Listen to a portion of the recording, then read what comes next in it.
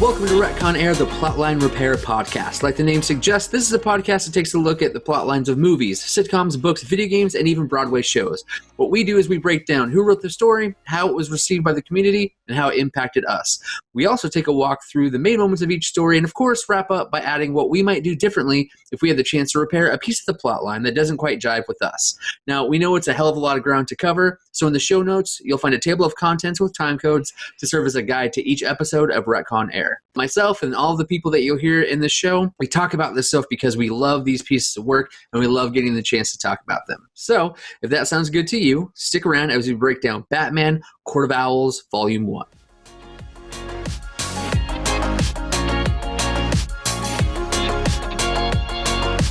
So today we meet again in a remote space trying to do our part to observe social distancing due to the whole coronavirus thing. We really do hope that this episode of Retcon Air truly finds you and yours in a safe space. So digitally today, we welcome back the bombastic, the benevolent Bryar Fitch. Bryar, welcome back to the show. How are you, man? I am frustrated. So frustrated. God. Because what the listeners, all three of them, don't know is we just spent an hour troubleshooting this just to finally be able to work. And you know what, man? But you know what? It keeps you safe and keeps me safe, and that's what matters. That is very true. And you know what, man? We're able to do it, and that's what counts. But on a brighter note, happy to be here again. Super excited for this. It does suck not being able just to stare longingly into your eyes while we record, but, you know, it is what it is.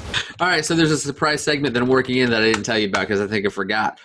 Before we jump into Writer's Room, I wanted to ask, what are you working through right now? Are you reading anything? Are you watching anything? Are you playing anything right now?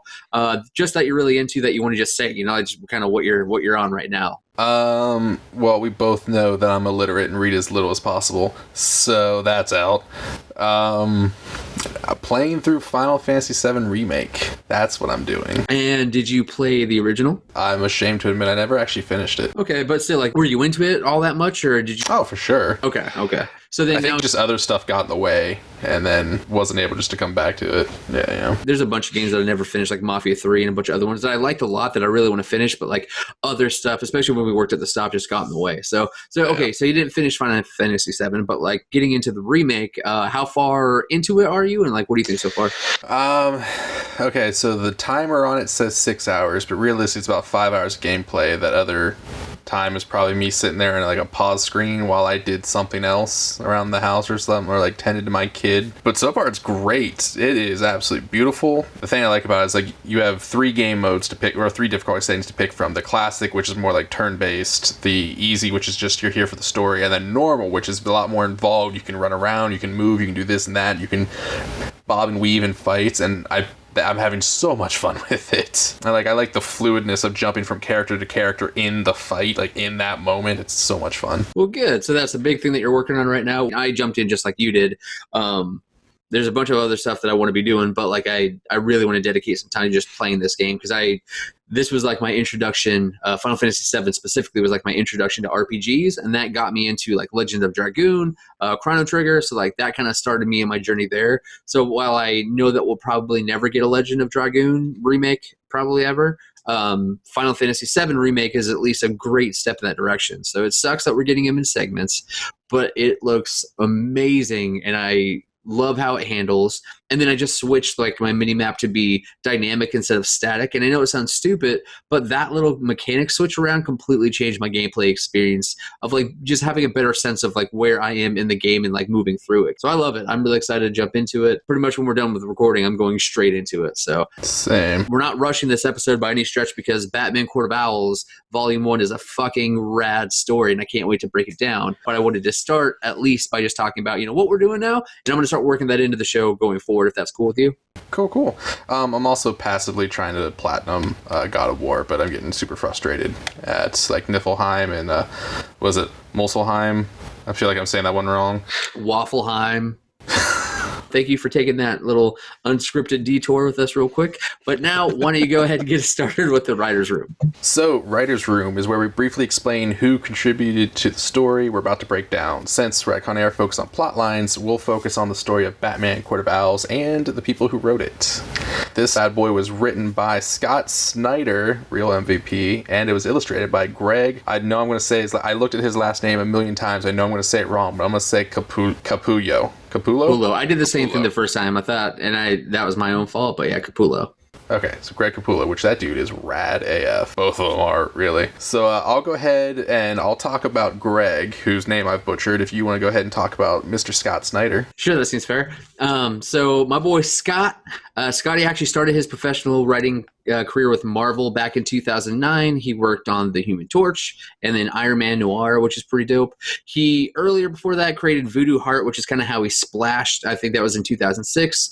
And then as he, started working for Marvel, started getting some notoriety, he started taking some stabs on his own. So he wrote American Vampire, Batman, Swamp Thing, Superman Unchained, and a bunch of other stuff. And I found out that he also wrote a standalone series focusing on a rogue Talon character from the Court of Owls that we'll introduce in a little while. And I didn't know that until I was doing the research for this, and I honestly can't wait to track down that story and read it, because this whole Court of Owls concept is awesome. It is crazy. Yeah, and the way that they break this down is fantastic. So any piece of this Court of Owls universe, and that's why I really hope that this Court of Owls thing is going to be a big prominent feature in a forthcoming Batman Arkham game of some kind, because this world is so cool. Yeah, and it's so perfect. So to say all that to say Scotty is the real deal in the comic book world, and one of the reasons why the story kicks so much ass is because that he wrote it. So that's about the writer. What's up with the artist? Greg here, like I said, is pretty rad. He's been involved in quite a lot in both Marvel and DC, and I found out via research that he actually grew up drawing Batman. He started drawing Batman when he was 4 years old. So the fact that he eventually then made his way into doing Batman comics is amazing, and it is living the dream as far as I'm concerned. So his career started off with this little horror comic called Gore Shriek. This little comic shop out of New Albany picked it up, ran with it. He did so well with that when it ended, he actually then got picked up by Marvel. Started working at Marvel in 1989. He was there for 3 years, and in that time he worked on Quasar, X-Force, and the What If series, which the What If series is pretty rad if you haven't looked into those. It's just a whole, what if this happened, or what if this person did this thing. It's cool. It's worth looking into. From there, then he went on to take on the art duties of Batman as part of DC Comics 2011 title relaunch, The New 52, which resulted in Greg then being paired up with Scott Snyder. And this dynamic duo just rocked it for the next 5 years, basically crushing it the whole time. And during this time, he also did some of the album artwork for bands such as Five Finger Death Punch, Korn, Disturbed, and Iced Earth. I've never heard of Iced Earth, didn't look into them at all, just moved on with my life, but they got an honorable mention. Then in October 2016, this is me just being super excited because of what he worked on next. In October 2016, he revealed that he was working on a project that he described as very Batman-centric and very rock and roll.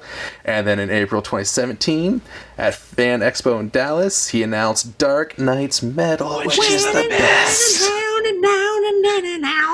Thank you. Honestly, Dark Knight's Metal is probably one of my favorite series, and we're definitely going to be covering that at some point in time on Retcon Air because it's amazing. So, all that to say, he drew all 6 issues of the series that ended in March 2018, and then after that, he's hooked back up with Snyder, and as far as I know, they're still working together, still working on stuff. I didn't really see anywhere where it said that they weren't working on anything anymore. Well, and that was the thing. So when I was doing research for this, I listened to a bunch of interviews that Greg and Scott did. A lot of them were together. One of them, the one that I listened to with Greg, kind of my introduction to him, I started getting the vibe was this guy looks like an old school rocker fan, he was a roadie at one point in his life. And then to find out all of his album artwork with Korn and Disturbed and stuff like that. And then to know that he kind of took both of his worlds and melded them into this, what was it? Dark Knight's Metal series is awesome. Yeah. But then as they're all talking together, it seems like Greg and Scott just really should get each other and get how they work and what they do. And so I do hope that they, really just acknowledge the fact that they kick ass together, that they're writing some of the best Batman stories that we've had in a long time. And yeah, that well might dry up at some point, but until it does, dude, just write it out. Sorry for interrupting you, but I was going to say, they've have at least 9 years working together at this point. And so 9 years tells me that you hit your stride and you guys have a really good team dynamic. Not like, all right, man, let's just fucking squeeze this for every bat drop that we can. This is just two guys who just really get each other's style, and like I think they both complement each other. So I really hope we see a lot more from both of these guys together for sure. So I say let's dive straight into Deep Impact and see what the people thought about it. Now, it might not surprise people listening to this that Bryar had a hell of a time finding a negative comment for Batman Court of Owls volume, because it's such a good storyline. So instead of finding like a really, really bad or really negative one, we just found like one of the lesser positive reviews on Batman Court of Owls. And you know what like irritated me about the whole process of like trying to find a negative comment is it's not that they don't exist, it's just the negative ones, they never said anything. They're the people who walk in, gave it a 1 star, no actual like explanation of why, and then dipped out. So like the most negative comment I could find, a review I could find that actually had anything tied to it was like a 3 out of 5 stars. Which, I mean, I think speaks to the story itself. Yeah, and that's the thing. When it's hard to find something legitimately bad to say, you're used to being the guy who craps on stuff anyway, so you got to keep your own rep up. But then still, that even in the last couple of episodes, the show is called Retcon Air, and there's been a couple of things that we've covered where I just wouldn't change the story. I'd either add or like adjust, but like I wouldn't just change it, and that's okay. And I think you need to be able to be okay with the fact that you don't have to just do something because you're supposed to do something. And I think it would have been a lot cooler if all the reviews were just like really legit positive, but whatever. I digress. Okay. So the top positive comment comes from comicbookwire.com. And says, overall, quotes, Scott Snyder and Greg Capullo kick off the new 52 with a near-perfect Batman series. The stories contained here are gripping and intense while also being strangely beautiful. The hardest thing to decide on is honestly what the highlight is. The examination of Batman's relationship to Gotham, Batman's newest villain, or the generally beautiful blend of storyline and artwork. This is a great collection from artwork to story, one which I would highly suggest to anyone who is even remotely interested in reading up on Batman. Okay. That's good writing. That's one of my favorite reviews that I've read this entire show. Good, man. Good for you. Good for us. Yeah, good for the people. Good for that person. So I want to apologize up front. This is a long-winded review. Actually cut out some of the middle because it was... I noticed. All right, so the least positive review? Yeah, least positive review. Comes to us from a website called goodreads.com, and it is as follows. It wasn't so awful that it deserved less than 3 stars, but to say I'm disappointed is an understatement. Capullo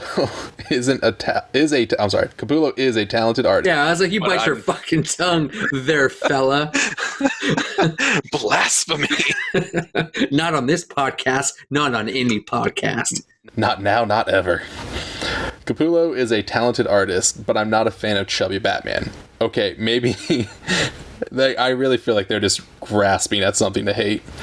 Okay, maybe chubby isn't the right word. Bobbleheadish? When they have impossibly large head and chin. Anyway, not my cuppa. I'm sure others will love it. Was the story any good? We could stop there and just, not my cuppa. Either you say it's not my cup of tea or you shut the... Okay, you know what? Moving on. Was the story any good? It wasn't bad, but it had some problems with the way Batman was portrayed. He doesn't believe the legend of the Court of Owls is real because he already investigated it when he was a kid. And then this whole next section makes no sense to me. He ends by saying there was the scene at the end, which wording doesn't make sense, where he's practically cleaning to Dick, blubbering about how Gotham isn't what he thought it was. That didn't happen. They were standing a good 10... He punched Dick in the face and was standing 10 feet away from him with his back to him. It wasn't... Okay, whatever. Anyways, I'm not going to finish the paragraph because it annoyed me. I'm trying not to bash the entire volume, though. It held my interest, and I'm definitely going to keep reading to see where Scott takes this new Batman. There is also another solid reason to pick up Court of Owls. It was possibly the coolest thing I have ever experienced while reading a graphic novel. I didn't love everything about it, but read it anyways. This guy's an idiot because nothing that this person's... Wait. It was a woman. Oh. Well, this woman is an idiot, and nothing that she or he or it, depending on whatever they want to be identified as, makes sense in this review. So this person... I don't know, like I said, I really feel like she was just reaching for something to hate, and like halfway through just kind of flipped her script and was like, yeah, no, but it was great. Well, this review is ridiculous. What did you think about it? I loved it. I sprung it on you, and I wouldn't shut up about it, and then like as you dove in, you messaged me, I think, twice as you were working through it. Maybe just kind of tell us what your experience was when you started versus like what your expectations were versus what it actually became. So I had, first and foremost, I legitimately loved this story. It was amazing. I thought it was really well written. It held my attention the entire time, which I have a really bad habit of like losing interest in things I'm reading about halfway through, which is like half the reason I don't read. But this one held it the whole time. I love the darker Batman stories anyway, so like it obviously had that going for it. I knew a little bit about the story itself from watching Comics Explained. Rob, there's another shout out for you. We haven't done a shout out to Comics Explained in a while. I want to throw that in there. Yeah, we were due. So like, I knew the basics of the story. I've never read it, so I didn't know the finite details of it. But like I had a good idea of like what I was getting myself into, and even still, it exceeded my expectations of what I thought it was going to be, how I thought it was going to read. It was great. It did not disappoint. Absolutely, and I feel very much the same way. This is one of my favorite Batman stories. I thought the way that they played with Batman's understanding of Gotham City, how he saw himself positioned within it, and then the way that both Bruce and Dick's families tied back generations to just kind of like the foundational builders of Gotham. It was just really cool. And like even the way that the secret rooms were hidden throughout the story, and that Dick had an implanted tooth that neither one of them knew about the entire time they worked together as partners. Like, I just think Scott Snyder and Greg Capullo were meant to create Batman stories, and I can't wait to dive into whatever else they've got for us. Same. So enough about us. Let's dive into there. Back again where we walk through the main moments of the story. I'm going to kick off the synopsis, and then Bryar, you can take us straight through the story. Cool? All right. So the Dark Knight discovers a legend buried deep within the heart of Gotham City. Using a generations-old nursery rhyme to guide him, Batman searches for the connection between Dick Grayson, the city of Gotham, and the Wayne family. Chapter 1. Dun, dun, dun. The Bat family begins. Chapter 1 starts by asking the question, what is Gotham? It's through this series of thoughts unpacking the legend of Gotham City that we follow Batman as he fights his way into Arkham Asylum to break out the Clown Prince of Crime. There's a panel early on that shows Batman and the Joker, and they have like kind of their hands locked, and it's like Batman is swinging the Joker into bad guys, and like they're fighting together, and it's like this weird, cool moment to see like, you know, even the villain's confused in calling him a turncoat because of the fact that all of a sudden he's teamed up with Batman. Like, it's just this really cool dynamic. And then especially when we all know how ridiculously awful the Joker is. But then we cut to the roof of Gotham City Police Department, where Commissioner Gordon is getting a debrief about the Arkham mission. Real quick, momentary pause. The entire time I read that section of Batman brawling it out and then the Joker coming to his aid, like, I had Ballroom Blitz playing in the back of my head as I'm reading that. Watching Batman use Joker as a weapon was spot on. Loved it. We cut to an awesome shot of the Batcave. Not only do we have an awesome shot of the multitude of Bat vehicles, God, there's like 6 Batmobiles all over the place, but we also get, and I liked all the different generations of Batmobiles they had in that one shot too, like, but we also get a few cool things like the giant animatronic T-Rex he fought before, a huge Joker card, the giant penny from the Penny Plunderer story, and some, you know, Batman and Robin outfits like you would expect to find in the Batcave. And so that was the thing, is like I always forget what the Batcave is supposed to look like, because I prefer Batman like on a rooftop choking somebody. So I just never really think of the Batcave. So every time I'm given a cool panel of the Batcave, I'm like, look at all this cool shit that's in here. It's like, so you get all these Bat vehicles, but then you have the Bat wing kind of suspended, and then you have all the stuff that you just talked about, the T-Rex, the Joker card, the giant penny and stuff. But like, it's just everything about the Batcave is awesome, and like it makes me want to be there all the time. I always like how the different series too, like different works of media and everything, like portray it. Like Batman Beyond, for instance, it was mainly just like a large set of staircase and then like a platform in the center of the Batcave that has the giant Bat computer, and then behind it was like the wall of suits, and then like down to this set of steps was the, you know, Batmobile and the Batwing. And then was it Bale's Batcave looked totally different from it. This one looks absolutely like it's crazy how much bigger this Batcave in Court of Owls is compared to like any of the other Batcaves we've seen.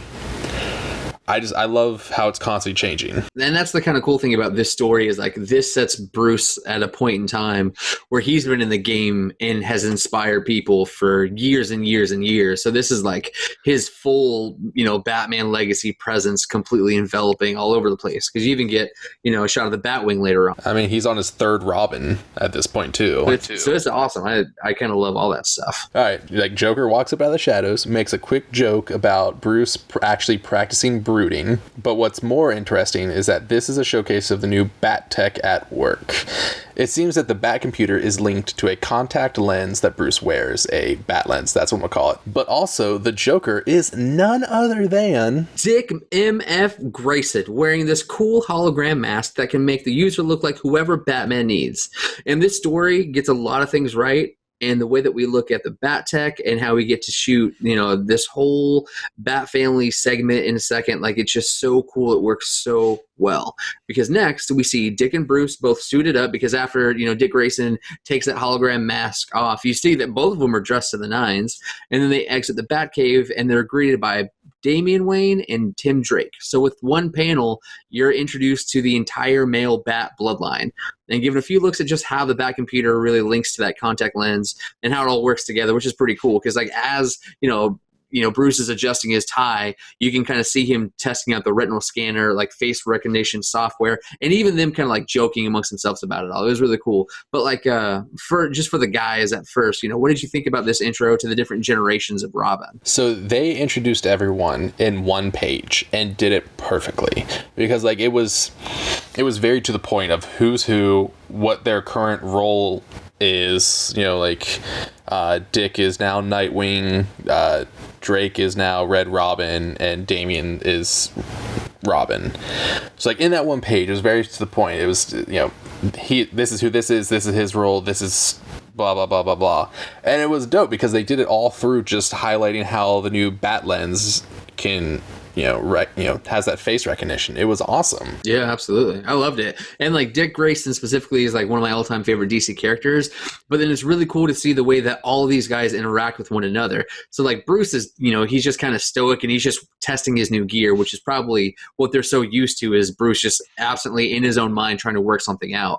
And so then to see the way that like Dick is just super casual and almost unimpressed with like Bruce doing his thing, but then how Damian's sarcastic and competitive with the fact that Bruce needs the recognition software just to remember who Tim Drake is, which I thought was amazing and hilarious. And again, it was all done in one panel. So it was just so good. But yeah, they packed a lot of info into that one panel, but made it flow really well. Yeah. And I think, like you said, like they could have blown that, but they just did this one panel so well. It was just so fun just to see how they all interplay with one another. From there, we get to see Bruce make a speech to the who's who of Gotham. He's going to take Gotham into the future with hella new buildings, and he needs all these fancy rich people to pitch in and, help row the boat. While mingling, Bruce uses his Bat computer tech, the Bat lens, if you will, to read the lips of Commissioner Gordon and learns of a homicide where a man was stapled to the wall using throwing knives. Pretty dark. He ditches the mayoral candidate Lincoln March and his own party, which is, Batman's prone to do, to get some air and investigate the murder. And hell yeah, here's where we get an awesome sense of Batman as the detective, not just the dude who can monkey stomp your ass. Several throwing knives laced with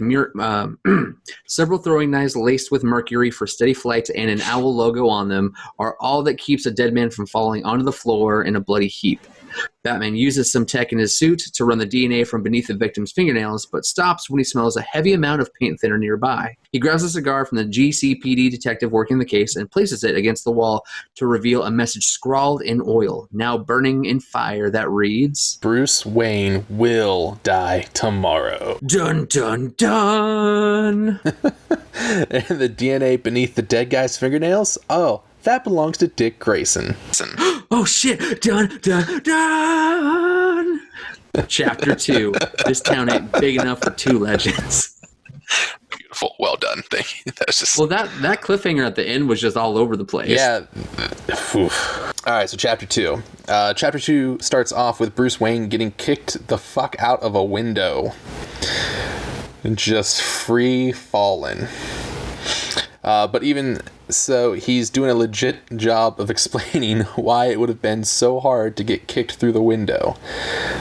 Because that's what Batman does. He just analyzes everything. Can we just pause for a moment and think about how ridiculous it is that I am getting kicked out of this window specifically? Look, I've been kicked out of many a window, but this specific window is fascinating because if we look at the mechanic, it was just, I loved it. I love the writing of that. The fact that, like, this guy is getting kicked out of a skyscraper and all he's talking about is just the structure of the windows. And like how if you were taking a tour, this is what your tour guide would tell you about this. I just so badly wanted to cut to him falling slow-mo. So you may be asking yourself, how did I get here? So what's worse is that he's got several owl knives thrown into his upper torso and his arms and shoulders, making his ability to grab anything impossible. But we'll have to learn about that later because my boy Scott is going full Tarantino. We'll have to figure out what happened later because we won the clock back 24 hours to see Batman on the mother flippin' hunt for justice.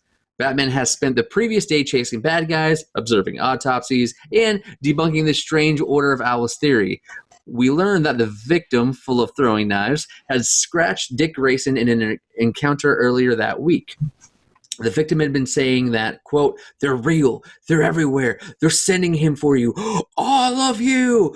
Ah! And then he ran off. And then he turned up dead a week later. So we cut to Bruce Wayne at a meeting with Lincoln March again, discussing their shared history and affinity for Gotham City at the top of Old Wayne Tower. It's here we meet a Talon, or the Talon, an assassin from the Court of Owls. And he's here to kill one person, and one person only. Is it Bruce? Yes, of course it's Bruce. No, it's Lincoln March, this guy we just met. Idiot. The Talon says that the Court of Owls has sentenced him to die, and then goes after Bruce, who does get a few shots in, but ultimately gets his ass filled with throwing knives and then Spartan kicked through an inaccurately named unbreakable glass window. But Bruce fortunately knows the layout of Old Wayne Tower better than anyone else in the world, and lands safely on a stone gargoyle, allowing the Talon to fall to his death by smashing the fuck into a car. Super sucks for that guy. But it doesn't suck, actually. What a twist. You took a turn there. Yeah, it does suck for that guy. Only it doesn't suck for that guy.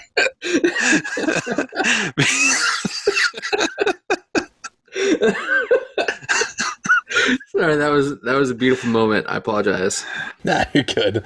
But real talk, it does not suck for the Talon because, of course, he isn't dead, and he wakes up in the ambulance that he is being taken away in, and murders the two paramedics in there, and then just takes the ambulance, because that's what you do when you fall from the top of a really tall building. Now, the thing that I love the most about like Greg's drawing is the way that he showcases like kind of like the sneakiness of like the Talon, you know, in the way that he like stalks and moves and stuff like that. So several times throughout this entire series, there's a point where the panel where Talon is almost completely dark, and you just see like the two yellow eyes. And it's played like several times throughout the story, but each time it does it, like it's after something horrible happens, and then you just get a peek at him like being right there for whatever reason. And it's awesome. Like I love how Greg draws this entire dynamic and the way that he puts the stories. Like it's such good writing, but it's such good drawing too. I love it. Well, he even does it a couple times right before something like significant happens too, where it's like you just get a peek over you know, Batman's shoulder, for instance, and out of the shadows you just see those two yellow eyes. You're just like, oh shit, next panel's gonna get real. Because you're so used to seeing Batman's white eyes, you know, in the darkness and stuff, but now here it's flipped, and you have something that's capable of stalking Batman. It's really, really cool. Like thematically, it's really neat. Oh, for sure. So then we get a quick snapshot of a far older member of the Wayne family, Alan Wayne, Bruce's great-great-grandfather. Alan is frantic and running for his life, which is very parallel to the person that scratched Dick Grayson. It's like that same kind of thing. He's rambling about the 13th hour. He quotes, they're coming for me. They have nests everywhere, even in his home. But then he vanishes in a sewer, kind of like a Ninja Turtle. Teenage Mutant Ninja Turtles. Sets up beautifully the inevitable, Batman versus Ninja Turtle crossover. It all started here with great grandpappy Alan. Cut to present day, where Alan's great grandson Bruce is beating his way through Gotham's subway system. Apparently, the Whisper Gang has been acting a damn fool. I love your writing so much. It's fun because I know you don't read it in advance, so you get to enjoy it in real time. And so I get to listen to you enjoy it in real time. So I remember, I think the first 2 scripts we did for the first 2 episodes, I read those and haven't read anything since. Thanks, man. I appreciate the trust, or I enjoy your laziness. Either way. Hey, man, I know you have just as much into this as I do, so you're not going to intentionally make me look like an ass. No, man. I do that myself. All right, so apparently the Whisper Gang has been acting a damn fool and has some valuable information that Batman needs. He checks up on Lincoln March, who had taken a throwing knife to the abdomen. I'm pretty sure it was like a kidney shot. Not really positive on that, but it looked like it. While Bruce was getting kicked out of a building, but also had mentioned that he felt something bad was coming to Gotham right before the Talon busted in, being super rude and interrupted their conversation. It is through this conversation that we learn that the Court of Owls are not a myth. They've been hiding threats and messages all over, casting donations and helping create their vision of Gotham. And all of this happened right under Batman's nose, which honestly blows my mind. Right. And it also reminds Bruce just how superstitious his great-great-grandfather Alan was, and that he was one of the first to remove the 13th floor from each of his buildings. And yet, a small space was left in between each one. So Batman heads back to Old Wayne Tower to discover the lair of the Talon. Which leads us to Chapter 3, Beware the Court of Owls. We're given a quick peek into the behavior of owls, that they invade predator birds' nests and build their homes in it. And it turns out that the 13th floor of every building funded by the Alan Wayne Trust was replaced with a base of operations for the Talon. We follow Batman as he explores Talon layer after Talon layer, learning that over 20 exist throughout the city, and Bruce Wayne had no idea. That just blows my mind. Like, it's such a fascinating concept because he's so sure of himself. And that's the coolest thing about him is you talk about like in the Skywalker series, like the last 3 ones that like the Disney led ones, Luke Skywalker's whole thing was like how the Jedi were just really, really just over ambitious, and they believed, in themselves too much. And it was like that hubris that caused them to fall. And this is kind of the first time where you get to see it on Batman. He was just so obsessed with the fact that he knew every nook and cranny of Gotham City, and it turns out that he didn't. What honestly surprises me is that he didn't think to use those 13th floors for the same exact thing. Like, just have little bat bunkers. Yeah, little bat panic rooms here and there, just so he can just pop in, take a quick bat nap, maybe grab a bat energy drink. Yeah, man. I honestly had a really hard time believing that Batman didn't know that was happening. Well, and that's the cool thing about it is he's just thinking so long term. And even when he pitches the vision of the future of Gotham and how he wants to make all these skyscrapers, there's some interplay between him and Alfred talking about, they don't know that you're planning on hiding a bunker in each one of these, different buildings. So even there, they're talking about what Bruce's plans are for the future of expansion. But the Court of Owls had done that same thing so much earlier than he'd even had the idea or the capital to do that. And that's kind of impressive, is how outmatched Bruce Wayne is in his Batman, ideology as compared to this crazy Court of Owls thing. It's just insane. It really is, man. It really is. So, as he's investigating one with a hull of armor, he hits a trip mine and he gets blown all to hell.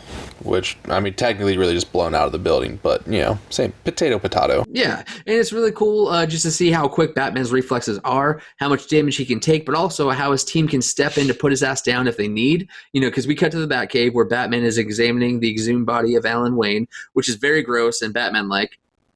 And it's interesting that the second Bruce Wayne wakes up from being drugged to sleep, he's up and at him. And that was the thing that was crazy about it, is everybody just knows that that's normal. Bruce Wayne will not stop unless you make him stop. And it's, Alfred, I think, kind of jokes to, I think it's Dick Grayson about, putting some extra some kind of, drug in his tea, which is 3 times more powerful than like a normal human could take. But like, that's what you need to put Batman down.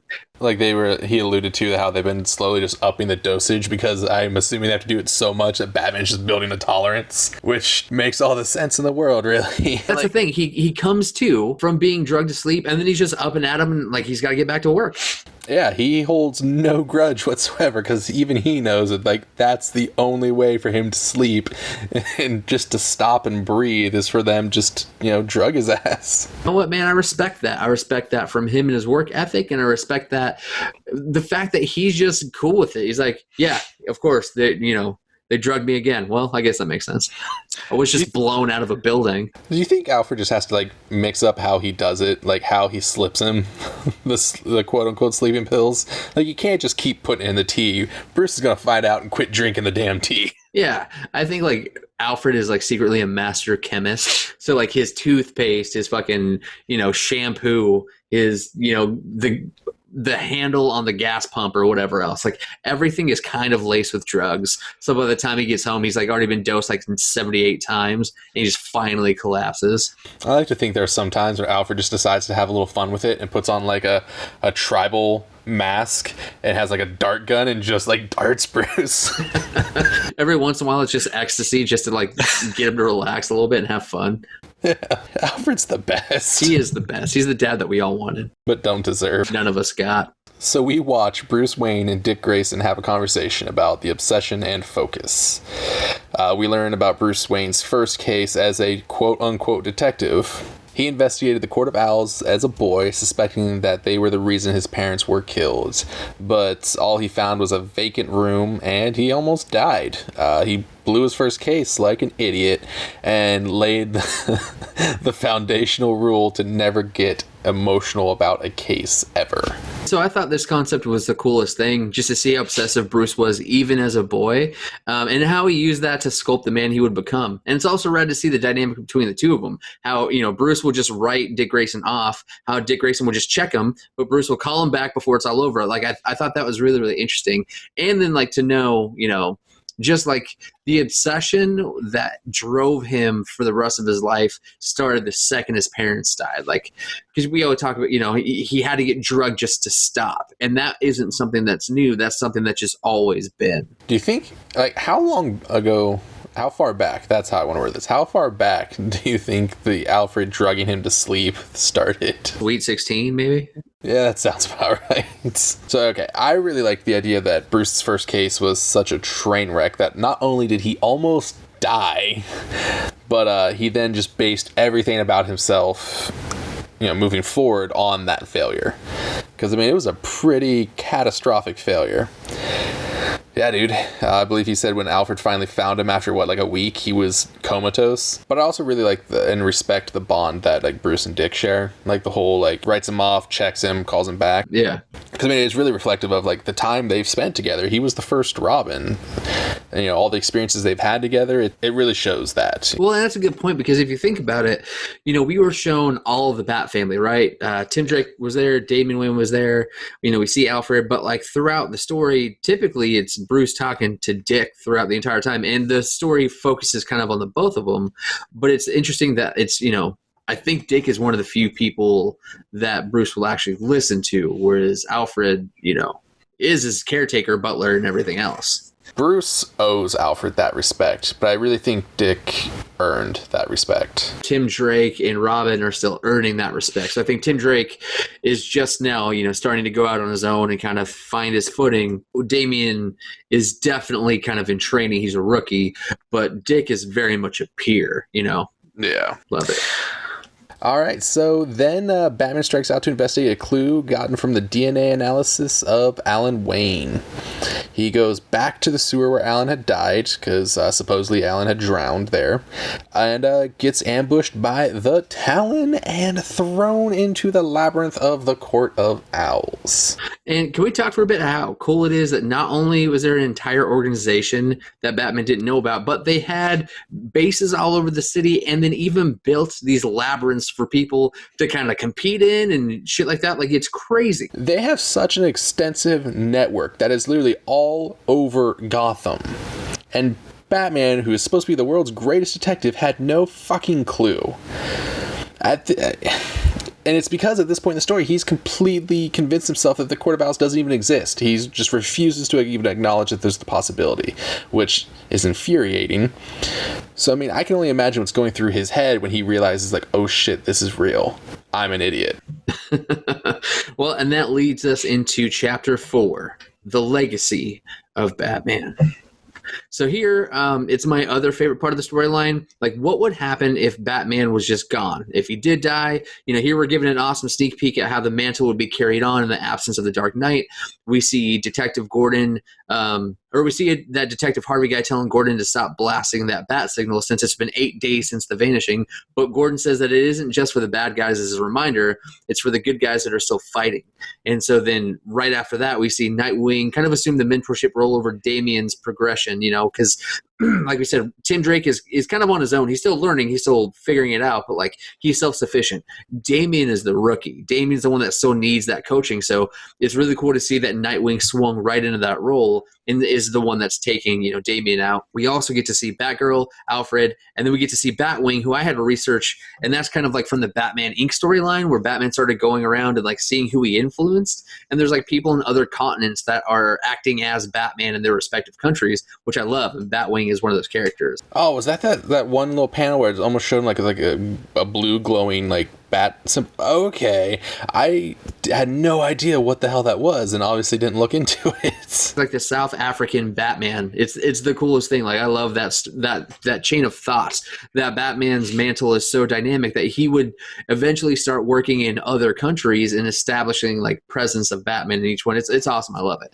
But yeah, we see all those characters and Catwoman like all just looking somber and kind of looking up in their own way at that bat signal, knowing that they're all pretty sure that Bruce is dead. Which, I mean, to be fair, it's been 8 days and he is Batman. But I mean, during this time, Batman hasn't been dicking off. He's had just about the worst 8 days you could possibly have. Not great. Not straight up not having a good time. He's been losing his friggin' marbles. For days and days, he's been wandering through a giant, never really tells us how big, so you can only imagine how massive labyrinth. Over a week into it, he has a showdown with the Talon in front of a live audience of sadistic mask-wearing weirdos. Like, this whole scene was crazy, too, because they're just people, but Batman's just hallucinating, seeing them as, like, these crazy owl monsters. Talon asks his court what to do, and they're all like, let the little one decide, and there's this little girl who just demands that she wants Batman to be hurt more. Do you think all those were a hallucination? You don't think that was real? I don't really think they're bat monsters. I think that was Batman just losing his goddamn mind. Him like spiraling out and all that stuff, I think all that was him hallucinating. But as far as them all having like masks and being... Oh, no. The masks were real. Yeah, no, the masks were 100% real. You've seen them all throughout the story. Like in all the Talon layers, there's always like that family photo of... No, the mask is real. But like when he starts hallucinating as them having like weird like owl legs and like claws and everything, like that's him just tripping balls. Yeah, that's him 8 days in a labyrinth with no food or water, Or like him drinking whatever that fountain water was. Yeah, that he's convinced is drugged, so he only drinks just enough to not die. We watch then as the Talon just beats the hell out of Batman. He is beaten, broken, and just lays down, bleeding out as the onlookers just swarm to him and decide which body part they want to keep as a trophy, which is dark. But then he goes full Bat Berserker mode and starts beating his way through the crowd of insane people. And then he and Talon have one last toe-to-toe. And it's revealed that Batman had been investigating and planning all along, waiting for the perfect moment to strike and blast his way out of there. We're shown that the higher council of sorts from the Court of Owls, and we learn that just how disposable these Talons are. And since they have so many, it doesn't matter if they lose one, and the decision is made just to wake up the rest of them, every single one of them. I wasn't expecting to have like a sleeping army of Talons. I thought that was just all like because it showed that room of like all the caskets in the ground. I thought that was just previous Talons that have died or that have been quote unquote retired via a bullet in the face. I thought that was all the people that they brought into that labyrinth to see if they could fight their way out. I thought that was like the memoriam for like where they all went. So I didn't peg it at all for being like, this is where we keep our backup. That was actually my first thought too, and then I saw the Talon on the wall, and then it showed Batman. He saw that like the one casket was open, so I'm like, okay, so this is where they just put the Talon when they're done with them. Yeah, man. I didn't realize this. No, this is just where they take their Talon naps. All right, so they're gonna wake up all the Talons, and that's some epic foreshadowing there. Batman is then saved by Harper because he got out of there, blew a hole in the floor of the labyrinth, and then fell into caves, which I don't know. Geographically speaking, that one didn't make sense to me, but doesn't matter. Moving on. Makes it to the river, almost freezes to death, and then you just cut to a panel of this chick. You just see a person in a welder's mask hooking him up to a car battery and just zaps him back to life. We later find out that this person's name is Harper, a young woman that was created by Scott and Greg and would later go on to become the superhero Bluebird, which I know nothing about. Yeah, the Bat world is massive, and like this is one of Scott and Greg's little configurations, which is cool because like if you think about it, the Bat world mythos are pretty established. There's only so much wiggle room you can have in there, so it's kind of cool to see the way that they kind of pepper in their own thoughts and ideas on by the way of characters and even becoming superheroes. So I loved it. I was really into it. Oh, for sure. It really confused me whenever Batman like lunged at her after coming to. It was like, "Who are you?" And she's like, "Bro, it's me." And then the whole "I told you to leave me alone" or whatever. I'm like, who is this? I was so confused, but I assumed you'd explain it in the script, and look, you did. So thanks. All right. So after she shocks him back to life, he bolts out of the van and makes it back to the Batcave, shocking the hell out of Alfred, who, because he doesn't know it's Batman, is pointing a double-barrel shotgun at him. You go take this. Master Wayne. Or whatever he would say if somebody was trying to break in. I'm okay with that. So Alfred picks him up, helps him hobble his way back into the Batcave, and there it's for probably the first time we really, really see Bruce being afraid of something, and that's when he sees the body of the Talon strapped into that upright table. And I caught that too. Like I thought it was really interesting to see Batman really just riddled with fear and almost stopping in his tracks. But then to see how quickly he switches gears, ignoring all the medical attention that he desperately needs, because now he wants to examine the body of the guy who whooped his ass. And as he's doing so, Dick Grayson comes down to check on how he's doing, and then he learns that Talon's body is designed and given the ability to heal itself again and again, but it's the cold from like the ice water of the river, and like it's that cold that is the only thing that keeps him from reanimating. I want to know how much time had passed since that whole Batman's like, all right, let's operate, to Dick Grayson coming in, because like if you pay attention to it, Batman has changed clothes. He's in a fresh, not torn to hell, bat suit. So I just want to know like how long he had to just hack away at this dude. In my mind, it was just like a couple hours after the fact. Like I think it's just his constant like, if you don't put me down, I'm gonna keep working, because he's got shit to do. We also learned that the man on the table is Dick Grayson's, wait for it, great grandfather. I know, right? And then we see Dick Grayson absolutely lose his shit when Batman refuses to elaborate on it. So the coolest thing is kind of the end, like this altercation that we see between Dick and Bruce, because Dick Grayson is legitimately furious that Batman still at this point is keeping information from Dick Grayson, and then to find out that Bruce knew and had kind of detected that it was Dick's bloodline connection, that once Dick starts freaking out, Batman just kind of decks him. Like it was just interesting, and at first you think it's his reaction, like you're not going to talk like that to me, I trained you. But what actually happened is that Bruce needed to knock out the tooth because he found out all of those Talons, they have this implant in their tooth, like almost like as a mark for them to be recruited into the Court of Owls, because Dick Grayson, we find out, wasn't supposed to be Robin. He wasn't supposed to become Nightwing, and the role of Haley Circus was to present young acrobats to the Court of Owls, just like they did in ancient times. So it was supposed to be Dick Grayson becoming a Talon on behalf of the Court of Owls, but that just didn't happen. Bruce intercepted it. From there, Batman says that he realized that he had never fully understood the city of Gotham, that he used to think of it as a friend and a partner, but it never actually was. Dick says that it doesn't matter who his great-grandfather was or what was supposed to be, because people become who they choose to be, or not to be. That is the question. And from there, we cut to dozens and dozens of Talons who are told to kill their enemy and take back their city. And it's awesome. Like, we see this entire panel where, and I try to count it as like 25 that I could just count. But, one Talon put Bruce on his ass and was like terrorizing the entire city. Now we see as like over 25 or 30 just fan out and start flocking into the city. And like, that's how they wrap Volume 1 Court of Owls.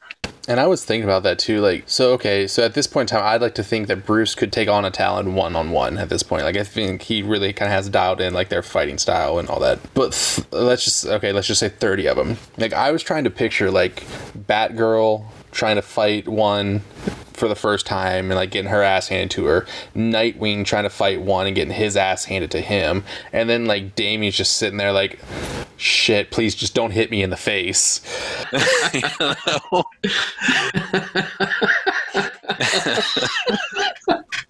Sorry, that was really funny. Just don't hit me in the face, guys. I know I'm about to lose. I don't know, I had a hard time picturing any member of the Bat family being able to do anything on their own against these people. Like, granted, yeah, they're their own people. They're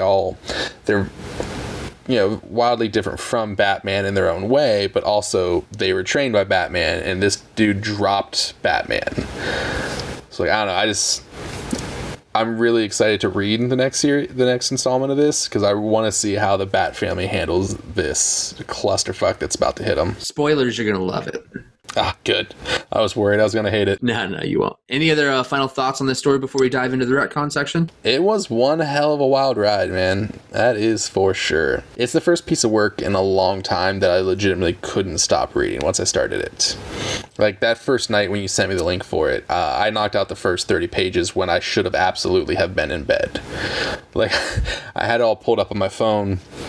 I'm just sitting there in the dark of my bedroom reading this when I should have been in bed like an hour ago. Yeah, and same. So typically when we're getting ready to put the show together, like, I have to go back through the, no matter what it is, I'm either replaying it, rewatching it, rereading it, or whatever.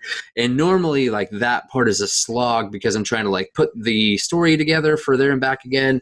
And then I want to make sure, because even if I'm looking at synopses online, I still have to check it against the book because usually something conflicts or it's wrong, or I just can't trust what I normally find online, and it just takes so long. But with this story, it's such a good story that I had so much fun, building this into the show. Then I don't know, like Ready Player One is an awesome story, but you still got to grind that thick ass book. With this one, since it was a graphic novel, it's just so much more visually appealing to go back and through. So I loved it. This was one of my favorite stories to go back through to put together a show. And I loved what it did to Bruce and like how he viewed his city, for instance, and like showing Batman's fear and like how deep that fear went when he saw the Talon for the last time. Like, they did a great fucking job writing this. It was so good. My boy Scott, man.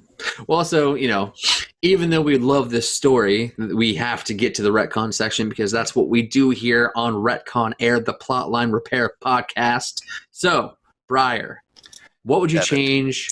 Why would you change it? And how would you change it? So, first off, I would love to have seen more of the Labyrinth. I kind of feel like, for the most part, they kind of glossed over. You see Batman fall into the Labyrinth, and then the next time we see him, it's been 8 days, and he's on the verge of going batshit crazy. I would have liked to see a little bit more drawn out section of his, quote unquote descent into madness. It would have done a better job of showing just how absolutely insane the Labyrinth is. I mean, because it damn near broke Batman. So, like, show me how it broke him.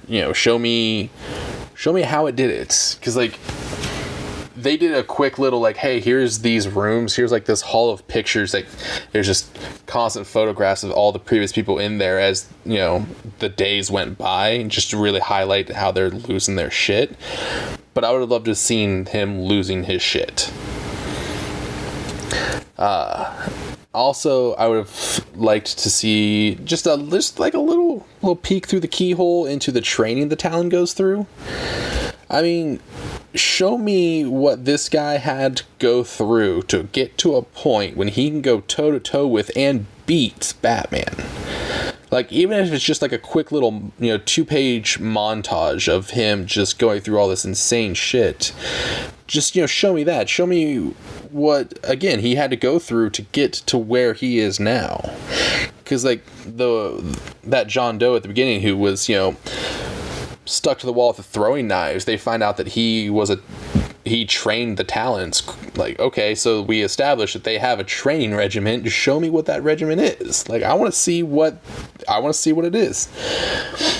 And then last thing, I would have liked a look into what Gotham, like a more in-depth look into what Gotham was without the Batman. I mean, like, they briefly talked about it, about how everyone's kind of just dealing the best they can. Like, there's that page, like you had mentioned, where, it shows Dick stepping in to really mentor Damian and all that shit, and everyone's kind of mourning. But, like, give me, like, a page each, of just, like, each of the members of the Bat family, like, what they're going through, what they're dealing with, and how they're just trying to, like, keep their head down and keep working, And I'm going to just pigtail off yours and just keep on rolling, because that leads into what I would want to adjust as well. Like, this is another one of those stories that's so well written that I wouldn't want to change it, but there are things that I would like to minimize and other things I would like to expand on. And so, like, you had mentioned that you wish they went deeper into the labyrinth. I wish they would have scaled that back, because for the same reason, it wasn't giving me enough per panel to understand why we were spending so much time there. It was like the purpose of the labyrinth was us watching him spiral and then seeing how he kind of manipulated that camera photo lens to use his escape plan.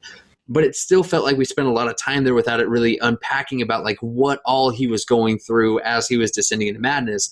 And so I'm like, all right, so I'm not getting what I think you're trying to give me, so let's go ahead and pare that down. And then same thing with Alan Wayne, the great-great-grandfather of Bruce Wayne. That part, because we get a couple of snapshots at him, I just don't care. Honestly, you could have taken that entire family connection out and minimize that completely, because I don't care. It doesn't matter who he was. It matters what Bruce knew as far as, like, that gargoyle and when it was established and, like, the makeup of everything else. Like, the connection to the grandparents being psychotic and stuff like that. I know that you could use that to get his answer, and, like, that's how he solved the puzzle. But I think you could have got there in a different way and minimized all that. And I say that because I wish, exactly like you just said, that they would have showed us exactly what it was like to be without Batman. I want to see, Damian and Nightwing and what that dichotomy is. You probably would have had to group them all together, just like you did with Damian and Nightwing. But, I want to see Damian, buck against Nightwing's direction, because Nightwing isn't going to train just like Bruce did. He's going to be totally different. And I think Damian loved the more raw, rugged, brutal training of, like, the Ra's al Ghul family of education. And Batman probably would have given him something that was closer to that, whereas Dick Grayson would have been a totally different mentor and teacher. And I think it would have been interesting to see that dynamic.